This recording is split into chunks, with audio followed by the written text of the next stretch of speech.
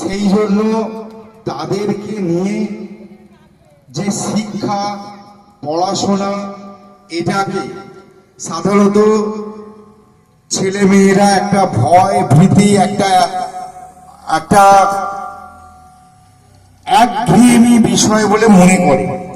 কিন্তু মনিরুলের ইচ্ছা যে পড়াশোনাটাকে যদি হাসি খুশি খেলার ছলে করা যায় এবং এর মাধ্যমে যদি তাদেরকে কিছু উপহার, কিছু পুরস্কার দেওয়া হয়, তাহলে তাদের মধ্যে উৎসাহ বাড়বে, তারা পড়াশোনার মূল স্রোতে আসবে এবং যেগুলো তাদের কাছ থেকে এতদিন একটা ভয় ভীতির মধ্যে ছিল সেটা কাটবে।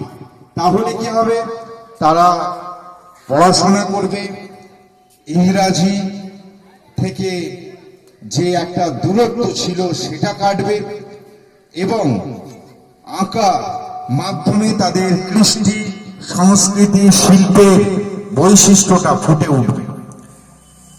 উদ্দেশ্য মহৎ, প্রচেষ্টা মধ্যে কোনো খামতি নেই।